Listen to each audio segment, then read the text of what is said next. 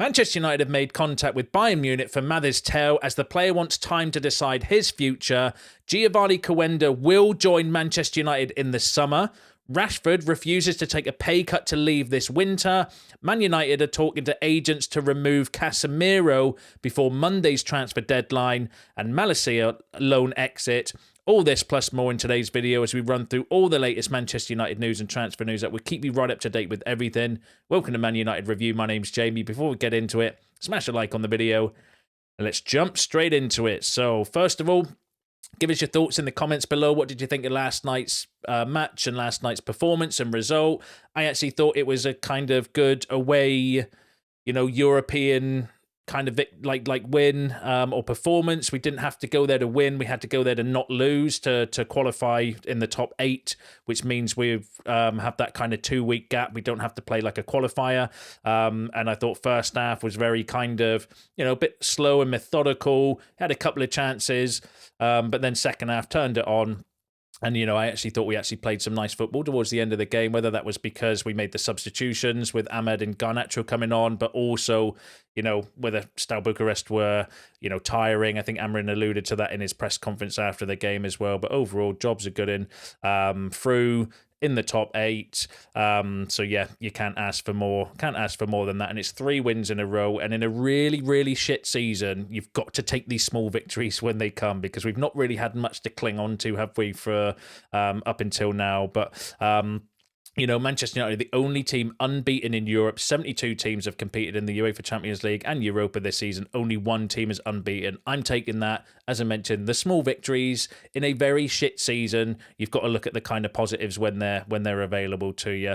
And obviously some of that was Ten Hag. And I remember at the time doing like match reactions and stuff for the Porto result and stuff, saying, look, it was a pretty awful performance, but the results were okay. Do you know what I mean? Going away to Porto and getting a draw there is not the worst result in the world. It was just the performances, like we were letting leads kind of go, 2-0 leads and stuff. But ultimately, through to the next round, which is the kind of important thing. Manchester United will face either Real Sociedad, Galatasaray, AZ Alkmaar or Midtjylland in the Europa League last 16. So they're the potential teams that we could be playing in the next round as well. But job done.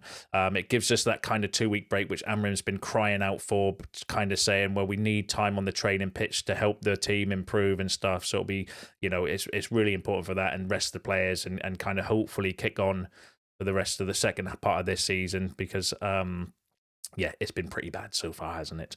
But let me know what you think in the comments. One player I want to shout out, Kobbie Mainoo, had an absolutely outstanding game, I thought, in that kind of number 10 position. Was unlucky in the first half, probably should have buried that chance. But on him, Statman Dave said Kobbie Mainoo becomes the youngest midfielder at 19 years and 286 days in Manchester United's history to register a goal and assist in a single game for the club. That's mad, isn't it, considering all the kind of, really good young players that we've had come through over in our history. The youngest midfielder in history to register a goal and assist. That's insane for Kobbie Mainoo. And then in terms of his stats for the game, 100% crosses completed, 100% long passes, 94% pass accuracy, 34 passes, 32 completed, 5 duels won, 3 tackles made, 3 tackles attempted, 3 won, 3 shots, 2 chances created, 1 goal, 1 assist. You can't ask more than that for Kobbie Mainoo. I thought he was really good in that kind of forward position. And it's nice to have rotation options as well. Whether he'll bed that in as his kind of long-term position going forward, we'll have to see. But I think Amrin wants players that can play in different positions. I think his system has a bit of flexibility to it as well. And obviously when we're rotating the squad around as well, it is nice if certain games you could maybe play Mainoo as the 10, give Ahmed a bit of a rest, or play Ahmed as the right wing back with Kobbie as the 10, or play him in midfield and Bruno up as the 10. It gives you a lot more flexibility. Amrin said after the game, specifically on Mainoo, said he had more freedom. He was closer to the box, so he's technical and can change the game there. So I think it's a good position for him. We will see, but I'm really happy to see Kobbie enjoying the game a little bit more, and that was a kind of key takeaway as well, suggesting that actually maybe he has been in a little bit of a bad run by Kobbie standards, but maybe that kind of freedom would suit him as well to get him back firing again. He also said that sometimes he's always worried about the recovery, trying to defend, and I know that he's trying. Today I felt Kobbie was enjoying the game more, and I'm really happy for that. So, overall, job's a good in, through to the next round, and like I said, unbeaten in the Europa League as well so far this season, which is the we've got to take those little wins when it comes, especially in this season because it's been rough. But let me know what you think in the comments. Right, now let's move on to all the transfer stuff. So, loads going on at the moment. I'm going to start with the exits because I think from now we've obviously got Dorgu. There's an update on him and his medical and stuff I'm going to run through in a bit. But the rest of the kind of finances around United are very tight with PSR. We're on that kind of tightrope. So in order to get more business done, it is a sell to buy type situation for United. So we'll run through the exits first, and then we've got some exciting updates on incoming. So Marcus Rashford won't take a wage cut to leave Manchester United this month. That came from Graham Bailey, who is a hit and miss journalist. So I would kind of take that with a pinch of salt, but effectively we gave him the contract. He doesn't have to do anything. He signed a deal. We gave him a contract on the kind of wages that he's on. So our hands are pretty much tied regarding that. And then Samuel Lucker said that Barcelona are hesitant about forcing through a loan move for Marcus Rashford this month, but would be interested in signing him permanently in the summer. So again, we'll have to see how that kind of develops. It seemed that maybe, I think Rashford, reading between the lines, is waiting for Barcelona. Barcelona need to sell players. They're like us, they're in a sell to buy situation. There is rumours, though, that Christensen might be getting sold to the Saudi Pro League, which is one to keep an eye on towards the end of the transfer window, because if that happens and that frees up the funds, that maybe then Barcelona could do like a loan or something like that for Rashford. But we'll need to wait and see. And then Tel Football, who actually a really good, credible source from Spain, saying that Marcus Rashford to Barcelona is still on. Manchester United have held last-minute talks with Barcelona for a loan deal. So, the situation is pretty much the same on Rashford. By all accounts, he's waiting for Barca. Barca are looking to sell players, and then hopefully we can get some kind of resolution of this, because the last thing I think anybody wants, us, Rashford, Amorim, do you know what I mean, is to be asked questions consistently between now and the end of the season about Marcus Rashford week in and week out. But let me know what you think about that in the comments. And then because it was always believed at the start of the transfer window that the three players United wanted to try to remove this window were Antony, he's obviously gone on loan at Betis. Rashford, the other one, still remains to be seen. And then Casemiro as well was the other player. It's gone really quiet around his potential exit. But Florian Plettenberg has said that Casemiro's departure remains a realistic scenario until deadline day. Various markets are being explored and concrete talks with interested clubs are ongoing. AS Roma is still exploring a deal to sign Casemiro.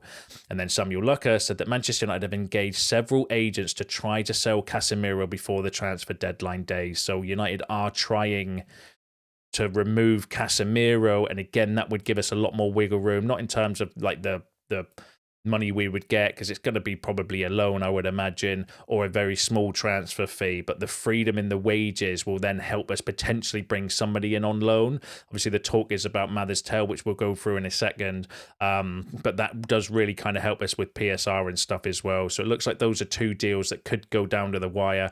I'll bring you any updates, but it does look like United are trying their best to get rid of or do something with Casemiro and Rashford.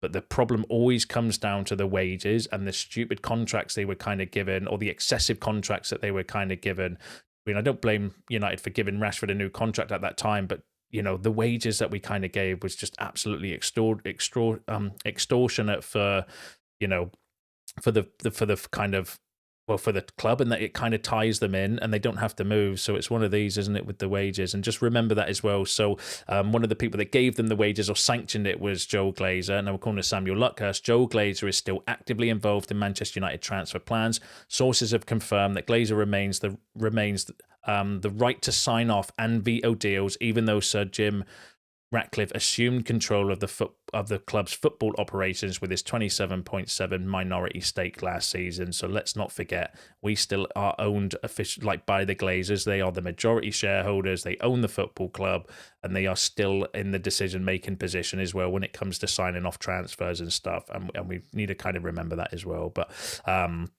it just frustrates me that we're owned by them. But let me know what you think in the comments. Now, the next player that's heavily linked with an exit is Garnacho. Not really many updates on that. We're still waiting to see how this kind of unfolds. We know that Chelsea and Napoli are two teams interested in him.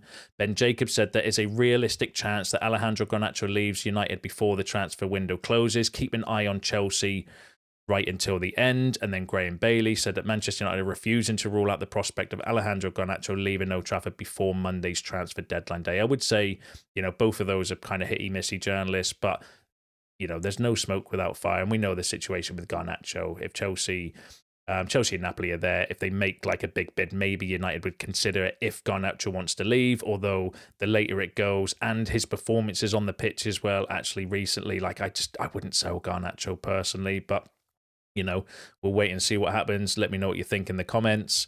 And then another player that's potentially looking to leave before the deadline is Malacia. Now, Benfica in talks with Manchester United to sign Tyrell Malacia on loan until the end of the season. That came from Record from Portugal. There's been, very good Dutch outlets or very credible Dutch outlets suggesting that Malacia is looking for like potentially a loan exit. So that would be one to kind of keep an eye on, especially now that we've got obviously Dorgu coming in. Luke Shaw's back in training now as well for those that are interested, although I kind of see Shaw as maybe more of a left-sided centre-back now than I would a left full-back, and, answers on a postcard of how long he's going to stay fit for. Not very long by history. But yeah, that'll be a good move for Malacia. And then hopefully that frees up some wages and gives us a little bit more wiggle room with PSR. And another player who's gone out on loan, Dan Gore, is set to join League One side Rotherham United on loan until the end of the season. That's all been officially come out from the United official website as well. So that's all the kind of exit noise. So it's just a case of wait and see. I think in summary, we're just waiting to see what happens with Rashford. It looks like we're waiting for Barcelona to maybe sell some players and sell some body parts or whatever they're going to do to get some money in to potentially then make a move for Rashford. By all accounts, Rashford wants Barcelona and is waiting for Barcelona, so who knows what will kind of develop there. It looks like we're still trying to remove Casemiro, but the interest is dwindling. Roma, I don't think the Saudi Pro League is realistic. There were rumours about MLS, but there's nothing really come about of that as well. So Casemiro's one potentially we could keep until hopefully end of the summer. Malacia loan, that's one to keep an eye on, and then we're just waiting for Garnacho to see what happens there. Chelsea might come in, Napoli still might come in for a late bid as well, but we'll wait and see what happens. Let me know what you think in the comments. Let's move on to the incoming. So Patrick Dorgu, firstly, just to clarify his situation. So he's actually going to play tonight with Lecce because they've got an important relegation kind of game tonight. So apparently that was already agreed with the club as part of the kind of deal. So he's going to play his final game for tonight for Lecce to fly to Manchester United tomorrow for his medical. That came from Sky, but Romano also kind of confirmed that as well. So he's going to be playing tonight for Lecce. Maybe, I don't know if he's going to start or be on the bench or whatever, but yeah, and then apparently flying to United tomorrow. One player that is in Manchester at the moment is Aidan Heaven. He's been videoed online. There's a video going around on social media around him in Manchester potentially having his medical, so we might get some updates on that in the next kind of few days as well. But yeah, Dorgu not flying to Manchester till tomorrow. Well, he'll have his medical and stuff as well, but it is what it is. I know another player we're heavily linked with is Mathys Tel. So Tottenham have reached an agreement with Bayern Munich to sign Manchester United target Mathys Tel for 60 million euros. Tel has not yet made a decision. That came from Tanzolik, who's a decent source. Peter Hall said that Tottenham are leading the race to sign Mathys Tel, and the player is waiting to see if Manchester United make their move in the coming days. United District, who are a decent source, they don't normally post stuff, but when they do, it's normally fairly accurate, saying that Manchester United believe that Mathys Tel's availability is the perfect market opportunity and are planning to formalise their interest before the transfer deadline. Manchester United plan to make an offer for Mathys Tel even without the sale of another attacker. United want to bring in Tel on loan until the end of the season with an option to buy. Florian Plettenberg is very good when it comes to German Bayern Munich news, said that Manchester United remain active in the race for Mathys Tel and have held new talks with his agent today. That was last night. Jamie Jackson, who's a decent source, said that Manchester United are keen on signing Mathys Tel if Rashford leaves before the deadline. Fabrizio Romano said that Mathys Tel is asked for more time to make his final decision after Tottenham's agreement with Bayern Munich. Manchester United are interested in a loan and pushing on the player's side in case he decides to go on loan. Can I just shout out Romano? Romano's been on fire this transfer window with all of his exclusives and stuff. I know he gets a lot of stick for his clickbait, and I kind of agree as well. Sometimes it's very repetitive, the videos that he does as well. But he has been absolutely on fire this transfer window. So shout out to Romano. He's kind of come out with all sorts of exclusives, and he was the one that kind of broke the Tel one as well. And then the following came from Florian Plettenberg. So understand that Manchester United have contacted FC Bayern regarding Mathys Tel. Man United are interested in a loan deal and hope to buy some time regarding Tel since departures are needed, i.e. Garnacho or Rashford. Man United are definitely in the race. As exclusively revealed on Tuesday, Man United and Bayern feel that Tel is currently leaning towards a loan move, which is why he hasn't committed to Tottenham yet. Spurs are pushing for a decision as Tel is their desired target, and the Bayern Munich kind of sporting director has said that whether it will be a loan or a sale, we will discuss it in the coming days. Now, that came from Florian Plettenberg, who, like I said before, very credible when it comes to specifically Bayern Munich and German stories. Less credible, I would say, outside of that as well, but he's definitely one to pay attention to when it comes to Bayern, specifically Bayern Munich news. So let's kind of just summarize. So in summary, Tottenham have had a 60 million euro bid accepted by Bayern Munich for Mathys Tel. Tel wants more time to decide his future, so he has not committed yet to joining Tottenham. Apparently, he wants to wait for United. United are preparing a loan move with maybe an option to buy in the summer, and then it will be a case of negotiating that with Bayern. And Bayern CEO or sporting director has openly said, you know, we're happy to negotiate either a sale or a loan when obviously all the kind of offers. And I think they're kind of, so it's down to the player effectively. That's what it seems like. If United can get the kind of funds to do the deal, then I think that would give us a good opportunity. But obviously if we can't, it might be that he goes to Tottenham or somewhere else, because I think Villa, Chelsea, Arsenal, there's a few teams in for him as well. And I don't mind doing like a loan with an option to buy for someone like Tel. It's just I don't like the idea of selling Garnacho and bringing Tel in on loan. That just makes no sense to me whatsoever. Tel's a very young player. You know, he's hardly played this season. And then we've got Garnacho, who's Premier League proven. Do you know what I mean? And it like at the very similar ages, and it just seems like a bit of a weird one. But if we were to kind of get Tel in on loan, regardless of the Garnacho situation, maybe as a Rashford replacement or even an Antony replacement, really, because we do need another forward with him going out on loan. We're just going to have to wait and see. But it's all kind of, you know, United. I think clear interest is what I would say. Romano, Florian Plettenberg. I mean, some credible sources saying United are in the race for him. It's just whether we can do a deal remains to be seen, but I'll keep you updated on it. Let me know what you think actually in the comments. It'll be interesting to hear your thoughts on Mathys Tel. What you think, like on loan? It's going to be on loan unless we sell Garnacho, but that's going to be really hard to do this late in the transfer window. I mean, that's just way too you know, get the money in and then go for Tel on permanent. So it looks like it'll be a loan, maybe with an option to buy. Let me know what you think though in the comments on that one. Now, let's move on to other news. So let's go through the Geovany Quenda stuff. So Geovany Quenda will join Manchester United in the summer for around £50 million. The transfer is certain. Now, that came from a bowler who are a Portuguese outlet who are hit and miss. I would normally kind of say, well, we'll wait for some more credibility regarding that. And as I was prepping this video, that's exactly what I was thinking in my head when I was reading the kind of story and doing the research. I was like, I would want to wait for way more credibility before getting too kind of giddy around Quenda. And then lo and behold, David Ornstein's come out with the exact same story, and you don't get more credible than David Ornstein. So Manchester United are exploring a summer deal for Geovany Quenda of Sporting Lisbon. No formal offer, but United are looking into a move for him and would cost around 40 million euros. So that's around 33 to 34 million pounds for those that work in pounds. Ornstein did say that we're working on our winter business first and then before prioritising, obviously, the summer deals, which makes perfect sense regarding that. But let me know what you think.